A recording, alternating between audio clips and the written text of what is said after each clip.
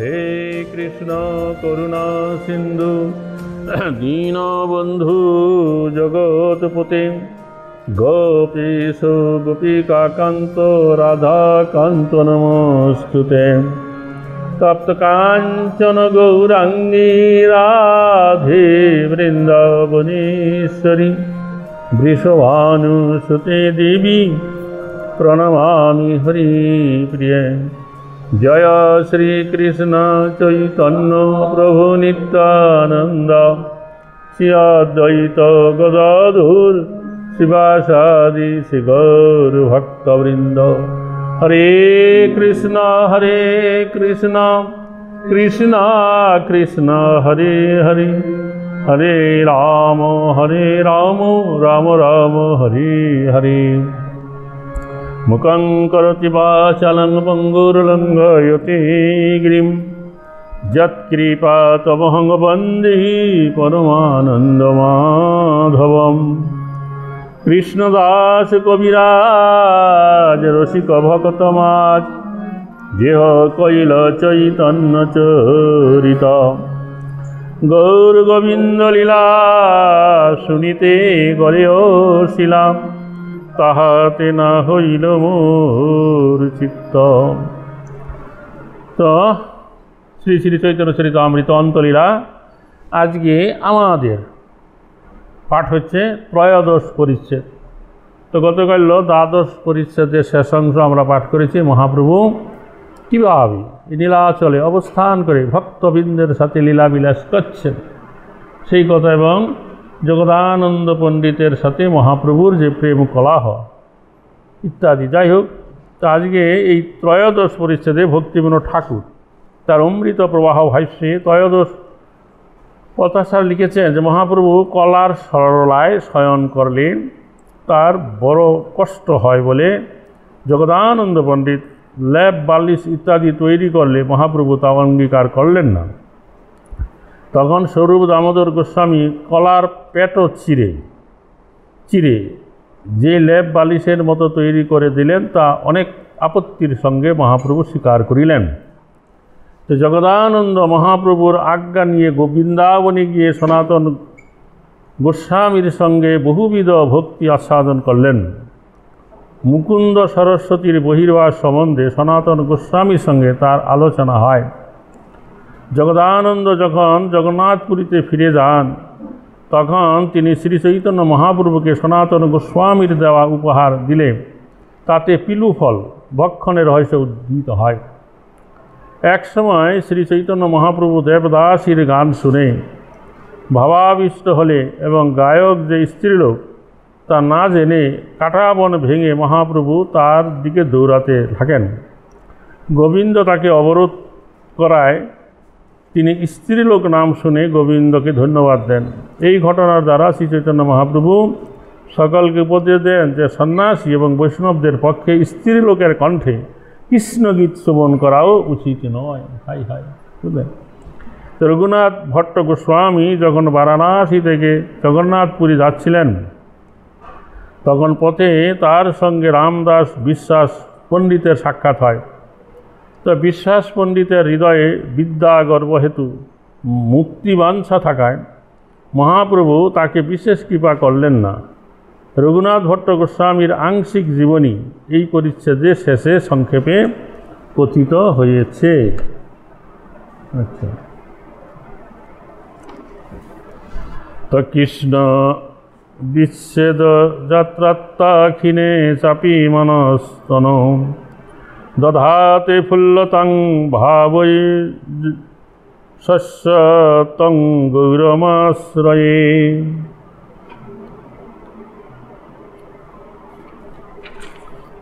অর্থাৎ যার কৃষ্ণ বিচ্ছেদে জনিত আত্মীর ফলে মন ও তনু ক্ষীণ হলেও ভাবোদয় সময়ে প্রফুল্লতা ধারণ করতেন সেই গৌরচন্দ্রকে আমি আশ্রয় করি।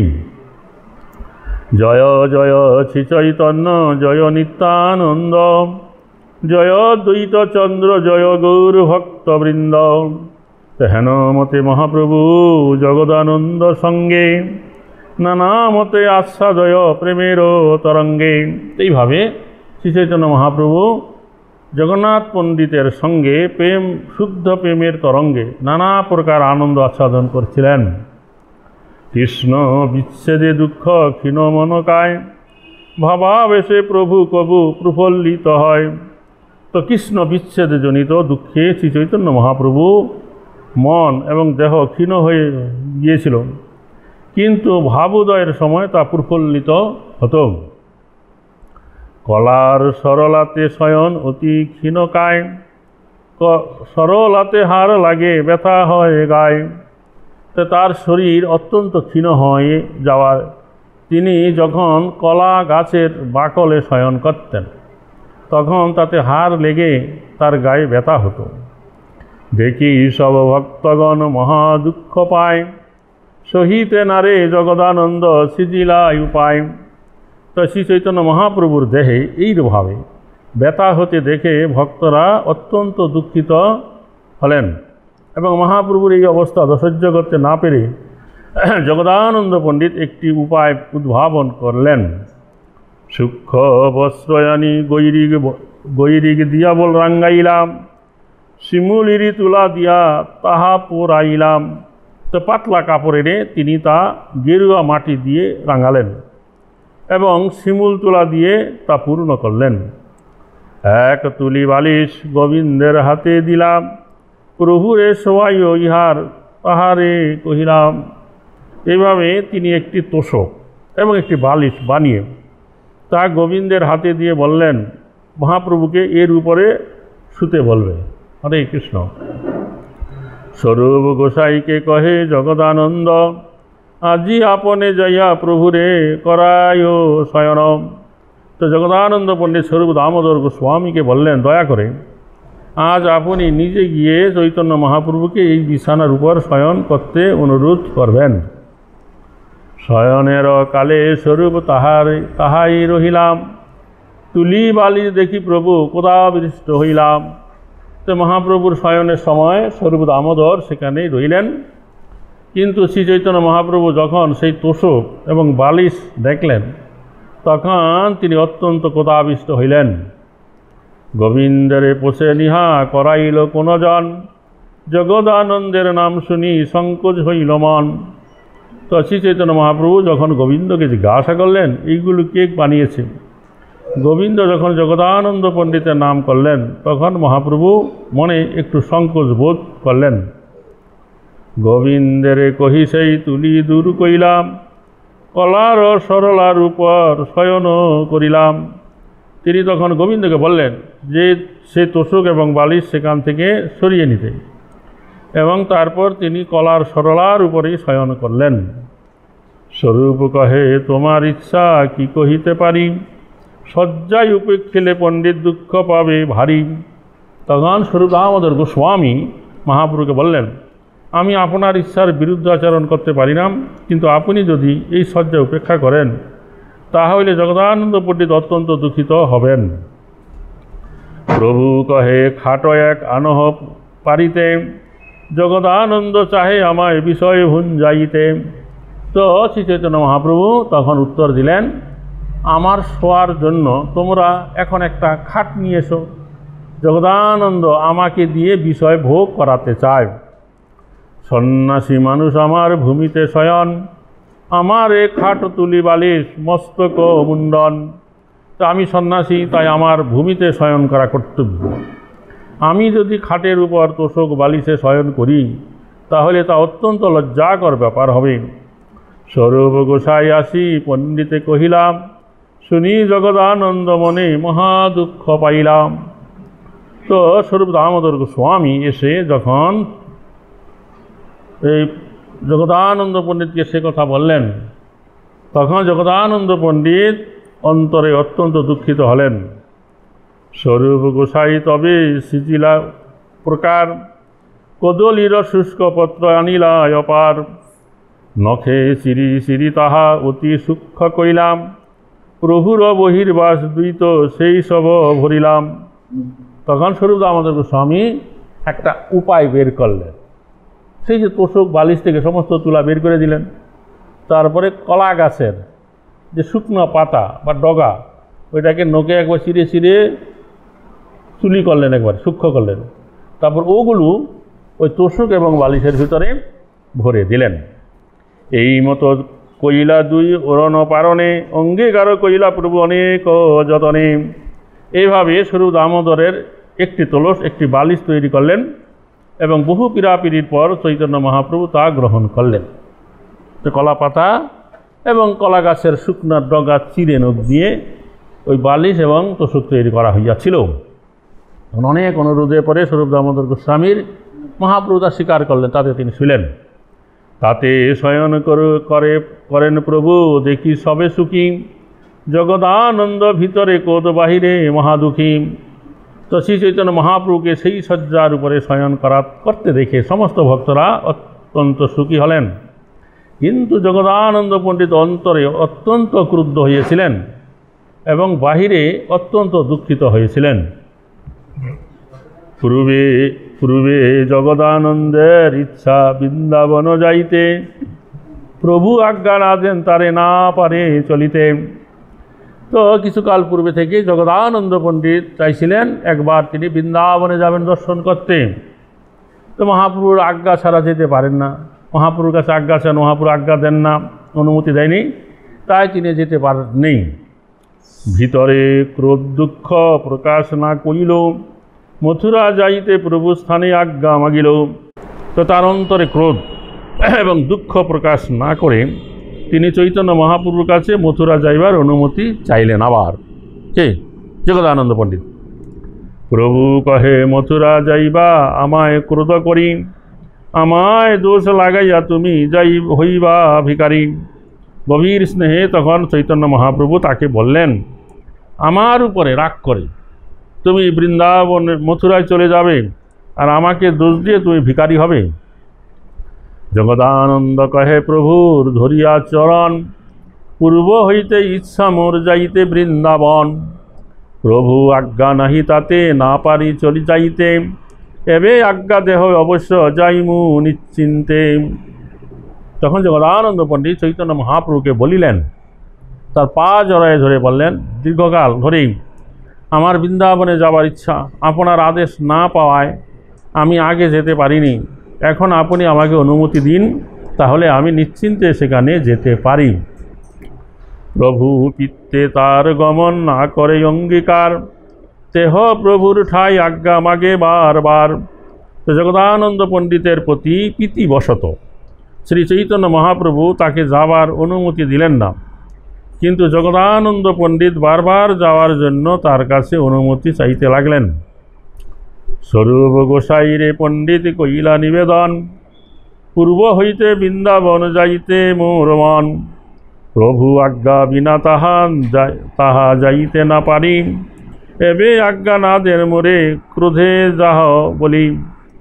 তো জগদানন্দ পণ্ডিত তখন কি করলেন, তিনি স্বরূপ দামোদর গোস্বামীকে বললেন যে বহুকাল ধরেই আমার বৃন্দাবনে যাবার ইচ্ছা, কিন্তু মহাপ্রভু আদেশ না পেলে আমি সেখানে যেতে পারি না, আর এখন তিনি আমার উপর রাগ করেছি বলে তিনি আমাকে যাওয়ার আদেশ দিচ্ছেন না। তো সহজেই মোরে তাহা যাইতে মন হয়, প্রভু আজ্ঞা লইয়া দেহ করিয়ে বিনয়। তখন বললেন যে স্বাভাবিকভাবে আমি বৃন্দাবনে যেতে চাই, তাই আপনি দয়া করি মহাপ্রভুকে গিয়ে বলুন তিনি যেন আমার বৃন্দাবনে যাওয়ার অনুমতি দেন। আচ্ছা, তবে স্বরূপ গোসাই কহে প্রভুর চরণে, জগদানন্দের ইচ্ছা বড় যাইতে বৃন্দাবনে। তোমার ঠাই আজ্ঞা দেহ মাগে বারবার, আজ্ঞা দেহ মথুরা দেখে আইসে একবার। তখন স্বরূপ দামোদর গোস্বামী মহাপ্রভুর কাছে এসে বলতে লাগলেন, নিবেদন করলেন যে জগদানন্দের বৃন্দাবনে যাওয়ার খুব ইচ্ছা, তিনি বারবার আপনার কাছে অনুমতি চাইছেন, দয়া করে আপনি তাকে অনুমতি দিন যাতে সে একবার মথুরা দেখে আসতে পারে। তো আয় রে দেখিতে জৈসে গৌর দেশে যায়, তৈসে একবার বৃন্দাবন দেখি আয়। তো সচি মা তাকে দর্শন করবার জন্য যেমন জগদানন্দ পণ্ডিত গৌর দেশে গিয়েছিলেন, তেমনি তিনি একবার বৃন্দাবন দেখে আসুক। স্বরূপ গোসাইর বলে প্রভু আজ্ঞা দিলাম, জগদানন্দে বলাইয়া তারে শিখাইলা। তো জগদানন্দ পণ্ডিতের অনুরোধে স্বরূপ দামোদর গোস্বামী যখন মহাপ্রভুর কাছে নিবেদন করলেন, তখন মহাপ্রভু নরম হইলেন এবং তখন তিনি আজ্ঞা দিলেন বৃন্দাবন যেতে। এবং জগদানন্দ পণ্ডিতকে ডেকে নিকটে এনে তাকে শিখালেন যে কীভাবে বৃন্দাবন যেতে হবে, বৃন্দাবনীকে কীরকম আচরণ করতে হবে। তাকে ডাকালেন, তিনি বললেন যে বারাণসী পর্যন্ত সৎসন্ধে যাইবা পথে, আগে সাবধানে যাইবা ক্ষত্রিয়াদির সাথে। তো বলছেন তুমি এই যে নীলাচল থেকে বৃন্দাবন যাবে, এখান থেকে বারাণসী অবধি, বেনারস কাশী সচ্ছন্দ নিশ্চিন্ত মনে যেতে পারো, কোনো অসুবিধা নাই। কিন্তু তারপর বেনারস থেকে যে বৃন্দাবনের পথে যাবে, মথুরার পথে, খুব সাবধান। সেখানে অন্য অন্য যারা পথিক চলে, যারা ক্ষত্রিয় অস্ত্রশস্ত্র সঙ্গে নিয়ে যাবে, তাদের সঙ্গে যাবে, একাকী কখনো যাবে না। যখন দেখবে অন্য অন্য যাত্রীরা যাচ্ছে দলবল, তাদের সঙ্গে যাবে, একাকী যাবে না। বলছে কেন?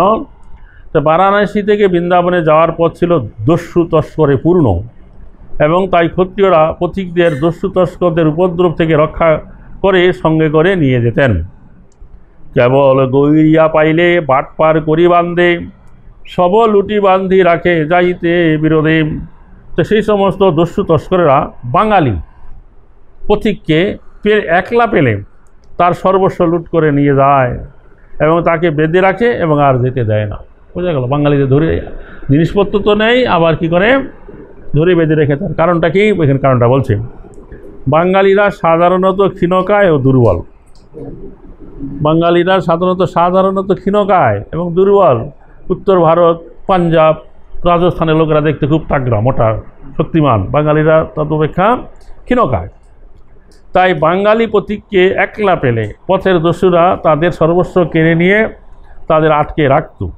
আবার কারো কারো মতে সেই পথের দস্যুরা বাঙালিদের অত্যন্ত বুদ্ধিমান জানত, যে বাঙালিরা ভালো লেখাপড়া জানে এবং বুদ্ধিমান, তাদের দিয়ে বুদ্ধিজীবীর কাজ করাতো, কিন্তু ছেড়ে দিত না। যে লেখাপড়ার কাজ, অন্যান্য কাজ আটকে রেখে ওই সমস্ত কাজ করাতো। এই জন্য বাঙালিদেরকে আটকে রাখতো, দুইটা কারণে।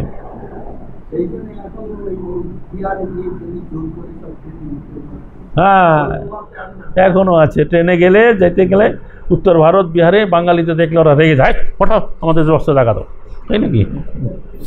তো মথুরা গেলে সনাতন সঙ্গে রহিবা, মথুরার স্বামী সবের চরণ বন্দিবাম।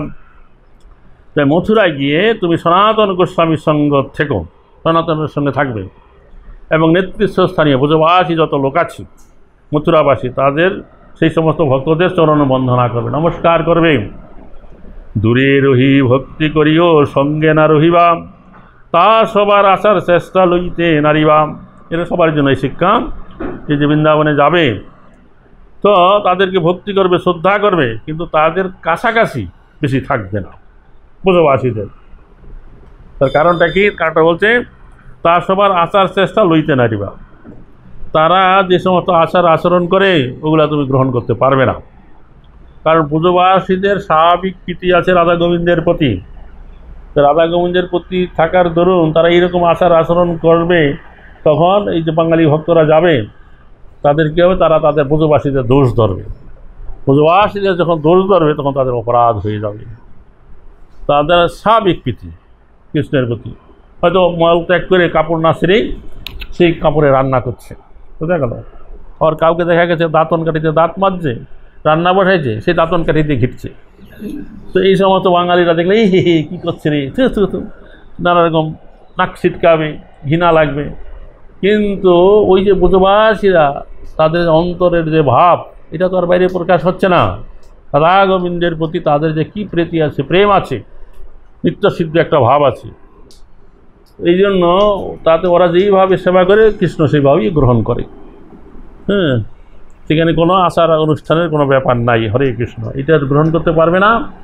তাই সনাতনকে, জগদানন্দকে মহাপুরুষ সাবধান করলেন, ওদের সঙ্গে কাছে থেকে বেশি মেলামেশা করবে না, দূরে থেকে প্রণাম করবে, সরে যাবে, আর ওদের আচার চেষ্টা গ্রহণ করতে পারবে না। আচ্ছা, এখানে বলছে বৃন্দাবন এবং মথুরার অধিবাসীরা শুদ্ধ বাৎসল্য রসে শ্রীকৃষ্ণের প্রতি ভক্তিপরায়ণ এবং তাদের ভাব স্মার্ত ব্রাহ্মণ মতের বিরোধী। ঐশ্বর্য ভাবরত কৃষ্ণ ভক্তরা রাগমার্গীয় মথুরা এবং বৃন্দাবনবাসীর বাৎসল্য প্রেম বুঝতে পারেন না। বিধি মার্গের ভক্তরা রাগমার্গীয় ভক্তের আচার আচরণ বুঝতে না পারেন না। তাই শ্রী চৈতন্য মহাপ্রভু জগদানন্দ পণ্ডিতকে রাগমার্গীয় ভক্ত ব্রজবাসীদের থেকে দূরে থাকার উপদেশ দিয়েছিলেন, যাতে তিনি তাদের প্রতি অশ্রদ্ধাপরায়ণ না হন। তো সনাতন সঙ্গে করিও বনদর্শন, সনাতনের সঙ্গ না সারিবা একক্ষণ। তো তুমি কি করে বৃন্দাবনে গিয়ে সনাতন গোস্বামীর সঙ্গে এই যে দ্বাদশ বন আছে তা ঘুরে দেখবে, দর্শন করবে, পরিক্রমা করবে, আর ক্ষণকালের জন্য এই সনাতন গোস্বামীর সঙ্গ ত্যাগ করবে না, স্বতন্ত্রভাবে একাকী ঘুরবে না। বোঝা গেল? এটি দর্শনের কোনো শুদ্ধ ভক্তের তত্ত্বাবধানে বৃন্দাবন ধাম বা অন্য অন্য স্থান দর্শন করতে হয়। একাকী আমি গিয়ে চোখ দিয়ে দেখে ফেলবো, এরকম হয় না। শীঘ্রই আসিও তাহা না রহিও চিরকাল, গোবর্ধনে না চড়িও দেখিতে গোপাল। তো সেখানে বেশি দিন থেকো না বৃন্দাবনে, হ্যাঁ, তাড়াতাড়ি ফিরে আসো, আর গোপালকে দর্শন করবার জন্য গোবর্ধন পর্বতে চড়ো না। হ্যাঁ, শীঘ্রই আসিও তাহার চিরকাল থাকবে না। মহাপ্রভু বৃন্দাবনে তার ভক্তগণকে পাঠিয়েছেন, কাউকে বলেছেন বৃন্দাবনে গিয়ে বাস করো, হ্যাঁ, ভক্তি গ্রন্থ রচনা করো, রাধা গোবিন্দের লুপ্ত চিত্ত উদ্ধার করো। আবার কাকে বলছে বৃন্দাবন যাবে, চিরকাল থাকবে না, দর্শন করবে, আবার চলে আসবে। যার যেরকম যোগ্যতা তাকে সেরকমভাবে আদেশ দিলেন। আচ্ছা, তার অমৃত প্রবাহ ভাষ্যে ছিল ভক্তিবিনোদ ঠাকুর বলেছেন, অধিক দিন বুঝে থাকলে ব্রজবাসীদের দোষাদি দর্শন করে শ্রদ্ধা লঘু হয়। তাই যারা রাগমার্গ প্রাপ্ত হয়নি তাদের বুঝে বাস করা উচিত নয়। ব্রজ দর্শন করে শীঘ্র চলে আসাই ভালো। শ্রী গোপাল দর্শনের জন্য গোবর্ধন পর্বতে চড়া উচিত নয়, কেননা গোবর্ধন সাক্ষাৎ ভগবানেরই মূর্তি, তাই তার উপরে চড়া উচিত নয়। গোপাল যখন অন্য কোনো আশ্রমে যান বা নেমে আসেন পর্বতের উপর থেকে, তখন তাকে দর্শন করাই ভালো। হরে কৃষ্ণ। আমি হয় আসিতেছি কহিও সনাতনে, আমার তরে এক স্থান যেন করে বৃন্দাবনে। তো সনাতনকে বলো যে আমিও শীঘ্রই বৃন্দাবনে যাচ্ছি, সে যেন আমার জন্য বৃন্দাবনে একটা জায়গার ব্যবস্থা করে রাখে। কে বললো? মহাপ্রভু বলছে জগদানন্দ পণ্ডিতকে। তো এত বলি জগদানন্দে কইলাই আলিঙ্গন, জগদানন্দ চলিলা প্রভুর মন্দিরা চরণ। তো এই বলে শ্রী চৈতন্য মহাপ্রভু জগদানন্দ পণ্ডিতকে আলিঙ্গন করলেন এবং জগদানন্দ পণ্ডিত মহাপ্রভুর শ্রীপাদপদ্ম বন্দনা করে বৃন্দাবন অভিমুখে যাত্রা করলেন। বললো তো এখন সনাতন জগদানন্দ পণ্ডিত বৃন্দাবনে গিয়ে সনাতনের সঙ্গে সাক্ষাৎ করলেন, তার সঙ্গে থাকলেন, তাদের ভ্রমণ করলেন এবং মহাপ্রভুর এই যে আজ্ঞা অনুরোধ যে সনাতন যেন আমার জন্য একটা স্থান যেন বৃন্দাবনে রাখে, আমি আসতেছি, এই আজ্ঞা পেয়ে সনাতন গোস্বামী সেই সময় কী করেছিলেন, বৃন্দাবনে যে দ্বাদশ আদিত্য টিলা, দ্বাদশ আদিত্য টিলা কেন বলা হয়? যে কৃষ্ণ, আদিত্য শব্দের মানে হচ্ছে কি? সূর্য। যখন কালী আগমন করেছিলেন তখন কৃষ্ণের গায়ে ঠান্ডা লেগেছিল, তখন এই সূর্যদেব দ্বাদশ সূর্য ওইখানে উপস্থিত হয়ে কৃষ্ণকে তাপ দিয়েছিলেন।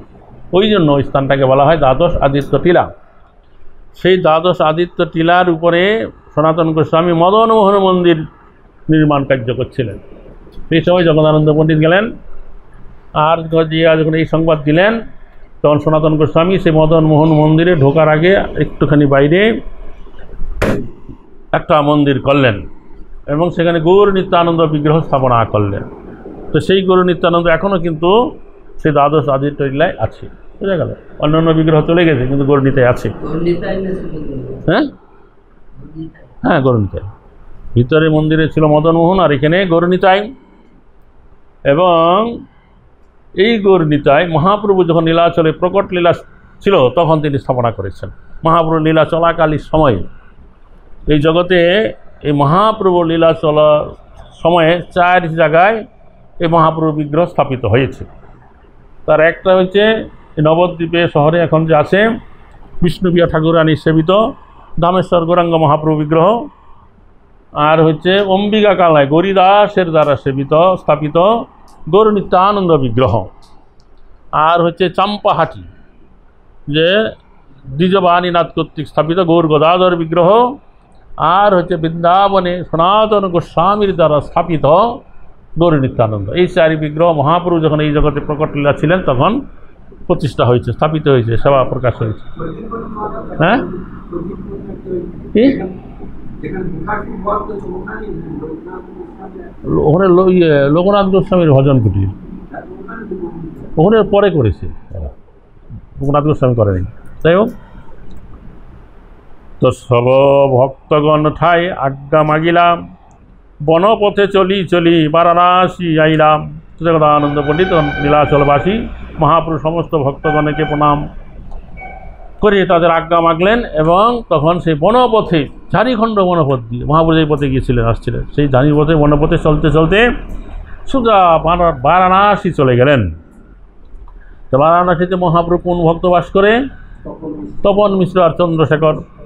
তো তপন মিশ্র চন্দ্রশেখর দোহারে মিলিলাম, তার ঠাই মহাপ্রভুর কথা সকলেই শুনিলাম।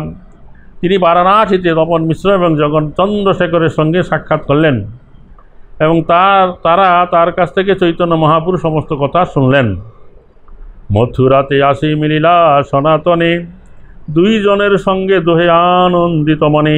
তারপরে সে বারাণসী থেকে যাত্রা করে করে তিনি মথুরায় চলে গেলেন, ব্রজভূমি বৃন্দাবনে, এবং সনাতন গোস্বামীর সাথে মিলিত হলে তার দুইজনে খুব আনন্দিত হলেন পরস্পরকে পেয়ে। সনাতন করাইলা তারে দ্বাদশ বন দর্শন, গোকুলে রহিলা দুহে দেখি মহাবন। তো সনাতন গোস্বামী তাকে কী করলেন? দ্বাদশ বন দর্শন করালেন, এবং গোকুল মহাবনে দর্শন করে দুইজনে গোকুলে রইলেন কিছুদিন। সনাতনের গুফাতে দোহে রহে এক ঠাই, পণ্ডিত পাঠ করেন দেবালয়ে যাই। তারা দুইজনে সনাতন গোস্বামীর গুফায় রইলেন, কিন্তু জগদানন্দ পণ্ডিত নিকটবর্তী মন্দিরে গিয়ে নিজের জন্য রন্ধন পাক করতেন। সনাতন ভিক্ষা করেন যাই মহাবনে, কভু দেবালয়ে কভু ব্রাহ্মণ সনদে। সনাতন গোস্বামী মহাবনে গিয়ে দ্বারে দ্বারে ভিক্ষা করতেন ব্রাহ্মণের গৃহে, কখনো তিনি দেবালয়ে ভিক্ষা করতেন, আবার কখনো ব্রাহ্মণের গৃহে ভিক্ষা করিতেন। সনাতন পণ্ডিতের করে সমাধান, মহাবনে দেন আনি মাগি অন্ন পান। তো জগদানন্দ পণ্ডিতের যা যা দরকার হতো তার সব সনাতন গোস্বামী জোগাড় করে দিতেন। মহাবনে ভিক্ষা করে তিনি জগদানন্দ পণ্ডিতের জন্য অন্ন এবং পানীয় এনে দিতেন। একদিন সনাতনে পণ্ডিত নিমন্ত্রিলাম, নিত্যকৃত করিতে পাকচর আইলাম। একদিন জগদানন্দ পণ্ডিত সনাতন গোস্বামীকে নিমন্ত্রণ করলেন, বলে আজকে মধ্যাহ্নে তুমি আমার এখানে ভোজন করবে, আমি যার পাক করি। জগদানন্দ যা পাক করে সনাতন খায় না, ওই ব্রাহ্মণের গিয়ে ভিক্ষা করে খায়, আর জগদানন্দ নিজের জন্য রান্না করে ভগবানের উদ্দেশ্যে নিবেদন করে সে প্রসাদ পায়। তো একদিন জগদানন্দ সনাতন গোস্বামীকে নিমন্ত্রণ করলেন, আজকে ভিক্ষা করো না, আমার এখানে তুমি ভোজন করবে। মুকুন্দ সরস্বতী নাম সন্ন্যাসী মহাজনে, এক বহির্বাস দেহ দিল সনাতনে। তো সেই তার পূর্বে কী হয়েছিল? মুকুন্দ সরস্বতী নামক এক মহান সন্ন্যাসী সনাতন গোস্বামীকে তার বহির্বাস বস্ত্র দিয়াছিলেন। তো সনাতন সেই বস্ত্র মস্তকে বান্ধিয়া জগদানন্দের বাসা দ্বারে বসিলায়া আসিয়াম। তো সেই বস্ত্র মস্তকে বেঁধে সনাতন গোস্বামী জগদানন্দ পণ্ডিতের বাসস্থানের দ্বারে এসে বসলেন। রাতুল বস্ত্র দেখি পণ্ডিত প্রেমাবিষ্ট হইলাম, মহাপ্রভুর প্রসাদ জানি তাহারে পুছিলাম। কাহা পাইলা তুমি এই রাতুল বসন, মুকুন্দ সরস্বতী দিল কহে সনাতন। তো সেই গৈরিক বস্ত্রটি শ্রী চৈতন্য মহাপ্রভুর প্রসাদ বস্ত্র মনে করে জগদানন্দ পণ্ডিত প্রেমাবিষ্ট হয়ে সনাতন গোস্বামীকে জিজ্ঞাসা করলেন, তুমি এই রাতুল বসন কোথায় পেলে? তখন সনাতন গোস্বামী উত্তর দিলেন যে মুকুন্দ নামক সরস্বতী তাকে সেটি দিয়েছেন। শুনি পণ্ডিতের মনে ক্রোধই উপজিল, ভাতের হান্ডি হাতে লইয়া মারিতে চাইল। তো যেই বলছে মুকুন্দ সরস্বতী, শোনা মতো জগদানন্দ পণ্ডিতের এত ক্রোধ হয়েছে সে যে হাঁড়িতে চাল ফুটছে ভাত হওয়ার জন্য, সে হাঁড়ি হাতে নিয়ে তাকে মারতে ছুটছে। সনাতন তারে জানি লজ্জিত হইলাম, বলিতে লাগিলা পণ্ডিত হান্ডি চুলাতে ধরিলাম। তুমি মহাপ্রভুর হও পার্ষদ প্রধান, তোমা সম মহাপ্রভুর প্রিয় নাহি আন। তো সনাতন গোস্বামী জগদানন্দ পণ্ডিতকে খুব ভালোভাবে জানতেন, তাই কেন তিনি এইভাবে ক্রুদ্ধ হয়েছেন তা বুঝতে পেরে তিনি লজ্জিত হলেন এবং জগদানন্দ পণ্ডিত ভাতের হাঁড়ি চুলার উপরে রেখে বলতে লাগলেন, তুমি মহাপ্রভুর পার্শ্বদের মধ্যে প্রধান, তোমার মতো মহাপ্রভুর প্রিয় আর কেউ নেই। অন্য সন্ন্যাসীর বস্ত্র তুমি ধরো শিরে, কোন ইচ্ছে হয় ইহা পারে সহিবারে। আর তুমি অন্য সন্ন্যাসীর বস্ত্র শিরে ধারণ করেছ, তোমার এই রকম আচরণ কে সহ্য করতে পারে? সনাতন কহে সাধু পণ্ডিত মহাশয়, তোমা সম চৈতন্যের প্রিয় কেহ নয়। তখন সনাতন গোস্বামী জগদানন্দ পণ্ডিতকে বলে, সাধু সাধু, সে পণ্ডিত মহাশয় তোমার মতন চৈতন্য মহাপ্রভুর মানে তুমি হচ্ছে প্রকৃত সাধু, আপনার মতন এই প্রিয় চৈতন্য মহাপ্রভুর আর কেউ নাই। ওই সে চৈতন্য নিষ্ঠা যোগ্য তোমাতে, তুমি না দেখাই লিহা শিখিবেও কেমতে। তো শ্রী চৈতন্য মহাপ্রভুর প্রতি এই প্রকার নিষ্ঠা আপনারই যোগ্য, আপনি না দেখালে তা আমি শিখব কীভাবে? কে বলছে? সনাতন গোস্বামী। তো যাহা দেখিবারে বস্ত্র বা মস্তকে বান্ধিল, সেই অপূর্ব প্রেম এই প্রত্যক্ষ দেখিল। তো সেই প্রেম দর্শন করবার জন্য আমি বস্ত্র মস্তকে বেঁধেছি, সেই অপূর্ব প্রেম আমি প্রত্যক্ষ দর্শন করলাম। রক্ত বস্ত্র বৈষ্ণবেরও পরিতে না জুয়ায়, কোনো প্রবাসীরে দিমু কি কার্য হয়। তো বৈষ্ণবদের এরকম রক্ত বসন করা উচিত নয়, তাই তা দিয়ে আমার কোনো কাজ নেই, এটি আমি কোনো প্রবাসীকে দিয়ে দেব। এই ঘটনাটি সম্পর্কে ছিল ভক্তি সিদ্ধান্ত সরস্বতী ঠাকুর মন্তব্য করেছেন, বৈষ্ণবগণ পরমহংস অকিঞ্চন, সুতরাং বৈধ সন্ন্যাসীদের পরিধেয় গৈরিক বসন পরিধান করে তাদের স্বীয় পরম হংস আশ্রম নির্দেশ বা প্রদর্শন করতে হয় না। বিশেষিত অদ্বিতীয় পরমেশ্বর শ্রী গৌরহরি একদণ্ডীর বেশ স্বীকার করায় তার পদাশ্রিত কিঙ্করেরা তার দাস অভিমানে অপাকৃত চিৎ বিলাস বেদ বুদ্ধিতে বেশ গ্রহণ করায় বিশেষ তার মতো ব্যবহার করা যোগ্য বা বিধেয় বলে মনে করেন না। সন্ন্যাস গ্রহণ করে পরমহংস বৈষ্ণব গুরুর আশ্রয়ে থেকে বৈষ্ণব দাসেরা নিজেদের বর্ণাশ্রম অতীত পরমহংস বৈষ্ণবের আসনে অধিষ্ঠিত হবার অযোগ্য জ্ঞানে অনেক সময় দৈন্য জ্ঞাপন উদ্দেশ্যে গুরু বৈষ্ণবের অযোগ্য সন্ন্যাস আশ্রমোচিত গৈরিক বসনাদি পরেও থাকেন। সনাতন গোস্বামী পরমহংসের পোশাক গ্রহণ করেছিলেন, সুতরাং মস্তকে গৈরিক বস্ত্র বাঁধা তার উচিত হয়নি। তথাপি একজন বৈষ্ণব সন্ন্যাসী পরমহংসের বেশ অনুকরণ করে নিজেকে উপযুক্ত মনে করা উচিত নয়। শ্রী চৈতন্য মহাপ্রভু যে আদর্শ স্থাপন করে গেছেন তিনাদপি শুনেছেন, একজন নিজেকে অত্যন্ত নিচ মনে করা উচিত, কিন্তু পরমহংস স্তরের বৈষ্ণব হিসাবে মনে করা উচিত নয়। এইভাবে পরমহংস স্তরের নিচে তার অবস্থান মনে করে একজন বৈষ্ণব কখনো কখনো সন্ন্যাস আশ্রম গ্রহণ করবেন।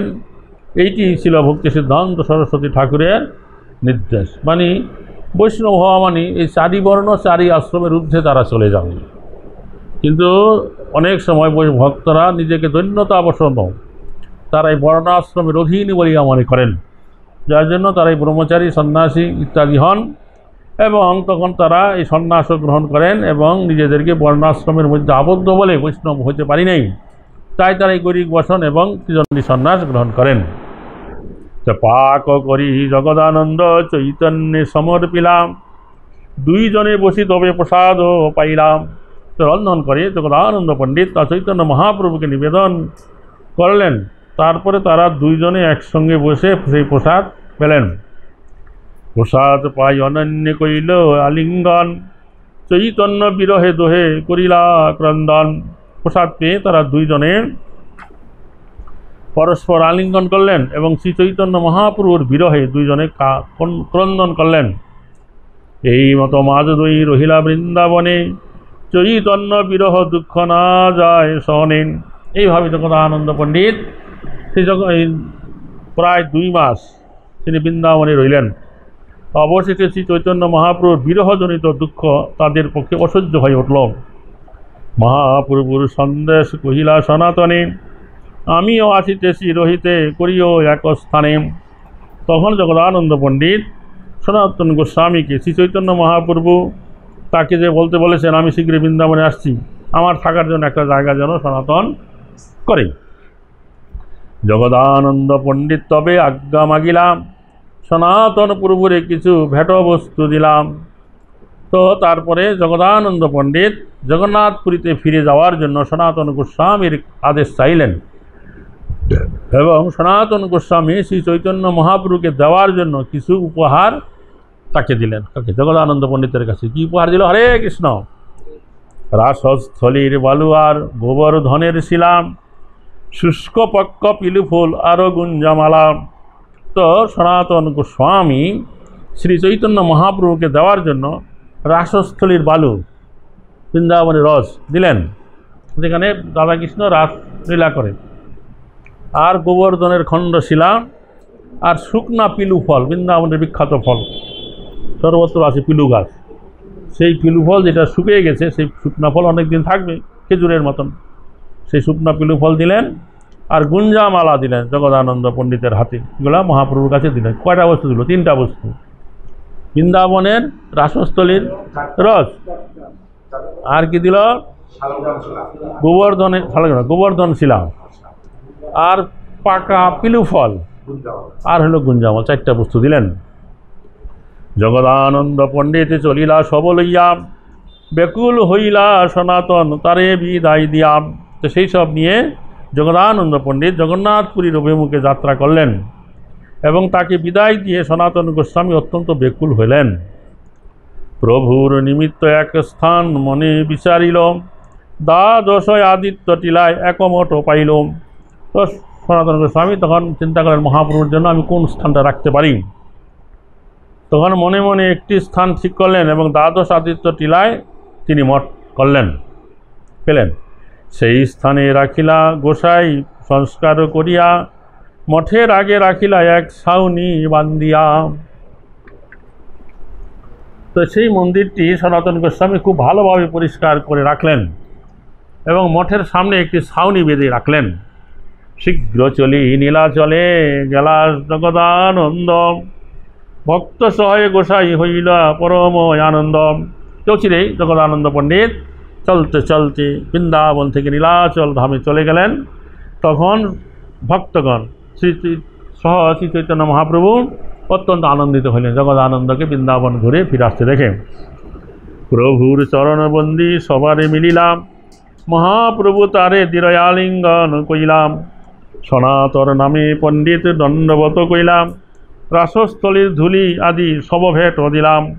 তো জগদানন্দ পণ্ডিত চৈতন্য মহাপ্রভুকে সনাতন গোস্বামীর দণ্ডবত জানালেন এবং তাকে সনাতন গোস্বামীর দেওয়া রাসস্থলীর ধুলি আদি আরও কি কুঞ্জামালা আর পিলুফল আর গোবর্ধন শিলা এগুলো দিলেন। সব দ্রব্য রাখিলেন, পিলু দিলেন বাটিয়া, বৃন্দাবনের ফল বলি খাইলা হৃষ্ট হইয়াম। তো সেখানে উপস্থিত ভক্তদেরকে তিনি কী করলেন, তার সমস্ত দ্রব্য ভিতরে রাখলেন, কিন্তু পিলু ফলটা বের করে সব ভক্তদের হাতে হাতে মহাপ্রভু দিলেন যে বৃন্দাবনের ভোজের ফল একটু খেয়ে দেখো, ভোজের ফল, বৃন্দাবনের ফল। তারপরে যে কেহ জানে আটি চুষিতে লাগিল, যে না জানে গৈরিয়া পিলু চাবাইয়া খাইল। মানে যারা জানতো যে পিলু ফল কীভাবে খেতে হয়, ওরা কী করলো, এই পিলু ফল চুষে চুষে খেতে লাগলো। আর যারা জানে না তারা চিবিয়ে খেলো। মানে পিলু ফলটা এরকম চুষে খাওয়ার নিয়ম, ওর ভিতরে একটা বিচি আছে, দানা আছে, ওইটা যদি কেউ চিবিয়ে খাবে সঙ্গে সঙ্গে ওর ভিতরে খুব ঝাল আছে, এমন ঝাল লাগবে মুখের ছাল ছুটে যাবে। হ্যাঁ, মুখে তার ঝাল গেল, জিহ্বা করে জ্বালা, বৃন্দাবনের পিলু ফল খাইতে এই এক লীলা। মহাপ্রভু বলে নাই যে চুষে খাও, তো বৃন্দাবনের পিলু ফল খাইতে প্রভুর এই এক লীলা বলে দেন নাই। যারা জানে তারা চুষে খেলো, না জানে তারা চিবিয়ে খেলো, আর ঝাল গেল, জিব্বা একেবারে জ্বলে গেল। তো জগদানন্দের আগমনে সবারই উল্লাস, এই মতো নীলাচলে প্রভুর অবিলাস। তো জগদানন্দ পণ্ডিত ফিরে আসায় সকলে অত্যন্ত আনন্দিত হলেন, এবং এইভাবে শ্রী চৈতন্য মহাপ্রভু নীলাচলে তার লীলাবিলাস করেছিলেন। একদিন প্রভু যমেশ্বর টোটা যাইতে, সেই কালে দেবদাসী লাগিলা গাইতে। একদিন মহাপ্রভু কী করেছিলেন? যমেশ্বর টোটা, যমেশ্বর টোটা হয়েছে গুপ্তটা গোপীনাথের একটু আগে, ওই গম্ভীরা থেকে যাইতে আগে যমেশ্বর টোটা পড়ে, তারপরে কী পড়ে? টোটা গোপীনাথ। তো তখন সেই সময় সেখানে এত বাড়িঘর ছিল না, জঙ্গল ছিল, কাটা গাছ ছিল। এক দেবদাসী মধুর সুরে কীর্তন গাইছিল। গুঞ্জরি রাগিনী লইয়া সুমধুর স্বরে গীত গোবিন্দ পদ গায় জগমন হরে। তো সেই যে দেবদাসী, তিনি গুঞ্জর রাগিনীতে তিনি জগৎবাসীর মনোহরণকারী সুমধুর স্বরে গীত গোবিন্দের পদ গাইছিলেন। দূরে গান শুনি প্রভুর হইল আবেশ, স্ত্রী পুরুষকে গায় না জানে বিশেষ। তো দূর থেকে সেই গান শুনে শ্রী চৈতন্য মহাপ্রভু গীত গোবিন্দের পদ তো ভাবাবিষ্ট হইলেন। তো গায়ক কি স্ত্রী লোক কি পুরুষ, সেই সম্বন্ধে তার কোনো ধারণাই তখন ছিল না। তারে মিলিবারে প্রভু আবেশে ধাইলাম, পথের সিজের বাড়ি হয় ফুটিতে লাগিলাম। তার সঙ্গে মিলিত হওয়ার জন্য প্রেমাবেশে মহাপ্রভু কাটা বন ভেঙে তার দিকে ছুটে গেলেন। অঙ্গে কাটা লাগে কিছু না জানিলাম, আস্তে বেস্তে গোবিন্দ তার পাশেতে ধাইলাম। তো তার গায়ে যে কাটা লাগছে এরকম কোনো হুঁশ নাই। তখন গোবিন্দ মহাপ্রভু পিছনে ছিলেন, তাড়াতাড়ি ছুটে মহাপ্রভুকে একবার জড়াইয়ে ধরলেন। তার পাশে গিয়ে ধাইয়া যায়েন প্রভু, স্ত্রী আছে অল্প দূরে। স্ত্রী গায়ে বলি গোবিন্দ প্রভুকে কইলা কোলেন। তো শ্রী চৈতন্য মহাপ্রভু অত্যন্ত দ্রুত গতিতে ছুটে যাচ্ছিলেন, এবং সেই স্ত্রীর লোকটি অল্প একটু দূরে মাত্র ছিল। ঠিক তখন গোবিন্দ স্ত্রীর লোক এই গান গাইছে বলে চৈতন্য মহাপ্রভুকে জড়িয়ে ধরলেন। তো স্ত্রী নাম শুনি প্রভুর বাহ্য হইলাম, পুনরপি সেই পথে বাহুরি আই চলিলাম। স্ত্রীলোক গায়ে গীত, এই কথা শোনা মাত্র মহাপ্রভু ফিরে আবার উল্টার দিকে খুব দ্রুত চলে গেলেন। প্রভু তারপর কিছু দূর গিয়ে গোবিন্দকে বললেন, প্রভু কহে গোবিন্দ আজি রাখিলা জীবন, স্ত্রী পরশ হইলে আমার হইত মরণ। মহাপ্রভু বললেন যে গোবিন্দ, আজ তুমি আমার প্রাণ রক্ষা করলে, আজ যদি আমি স্ত্রীর লোকের শরীর স্পর্শ করতাম তাহলে আমার মরণ হতো। এই ঋণ সুদিতে আমি নারীনু তোমার, গোবিন্দ কহে জগন্নাথ রাখেন মুই কোন সার। তো মহাপ্রভু বললেন, গোবিন্দ তুমি এই যে আমাকে আজকে রক্ষা করলে, এই যে ঋণ তোমার কাছে আমি আবদ্ধ হলাম, এই ঋণ আমি কোনোদিন শোধ করতে পারবো না। তখন গোবিন্দ বললেন, জগন্নাথ দেবী আপনাকে রক্ষা করেছেন, আমি কোন সার। প্রভু কহে গোবিন্দ মোর সঙ্গে রহিবা, যাহা তাহা মোর রক্ষায় সাবধান হইবা। মহাপ্রভু একটা নির্দেশ গোবিন্দকে যে আমি যখন যেখানে যাই, গোবিন্দ তুমি সবসময় আমার সঙ্গে থাকবে, সবসময় আমাকে তুমি রক্ষা করবে। হরে কৃষ্ণ। এত বলিলে উঠি প্রভু গেলা নিজ স্থানে, শুনি মহাভয় হইল স্বরূপাধি মনে। এই বলে মহাপ্রভু পুনরায় ফিরে তিনি গঙ্গাসাগরে ফিরে গেলেন। তো সেই ঘটনাটির কথা শুনে স্বরূপ দামোদর প্রমুখ মহাপ্রভুর ভক্তরা তারা অত্যন্ত ভয় পেলেন। আচ্ছা, তারপর কত দূর আছে?